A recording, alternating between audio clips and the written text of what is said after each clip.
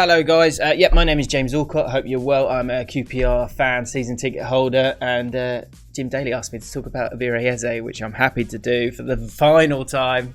It's a little bit gutting, to be honest. In terms of what he's going to offer Crystal Palace, first of all, in terms of getting your money's worth, he has been just everything to QPR. I know a lot of clubs feel that way about their team, that they have those mavericks, but QPR has had a long list of them and he's the latest in that line, and to lose a talent like that is really, really sad, but you're kind of wishing him well because of where he's come from and maybe where he's heading, because the elegance of the guy, the awareness, the intelligence of him in terms of when he gets the ball in crowded areas is something that I haven't really seen since Adel Taarabt.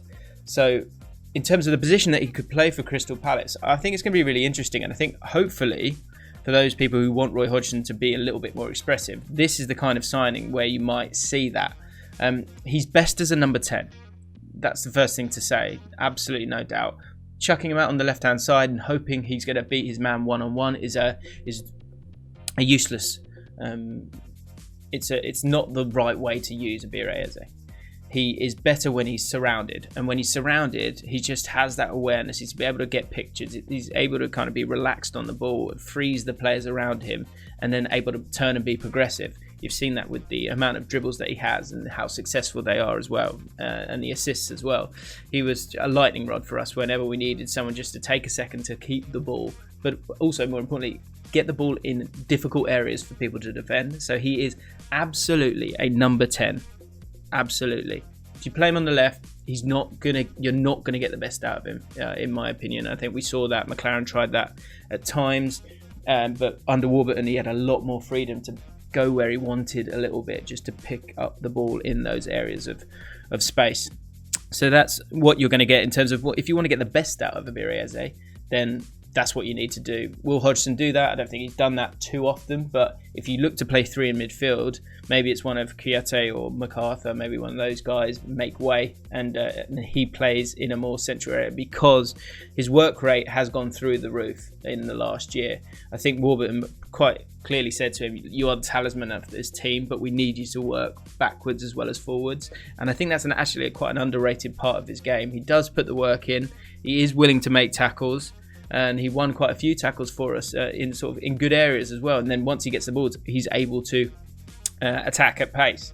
So defensively, Hodgson will be quite pleased with him. He seems like a really good lad who's, was released by Arsenal, released by Millwall, and we picked him up because we saw how good he was going to be, and gave him a chance to flourish. And he's done that now. He's a South London boy, so he's gonna enjoy being at Crystal Palace. And I think with the likes of Townsend, Zaha, maybe concerning teams out wide, playing him through the middle will give you the kind of defensive solidity that you would want in terms of not playing two guys up front, but also the ability to be a bit of a fulcrum in attacking midfield and to thread the needle a little bit more. Cracking player. You're very, very lucky to have him.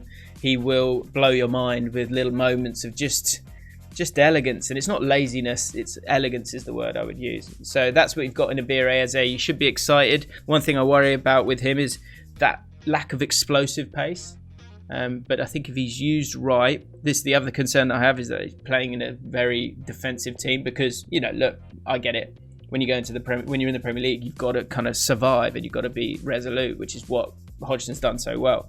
So it's going to be a very different setup for him. But that was the kind of setup that we had with Steve McLaren, and he had some really good patches in that as well. So the stuff that you've seen on Twitter, that is real. He does do that in most games.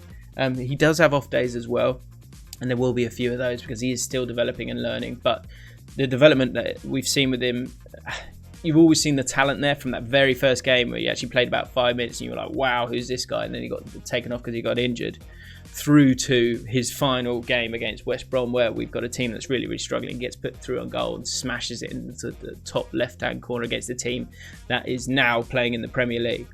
So he has the talent, he has the work rate, and I think he'll do really well for you, and I hope he does.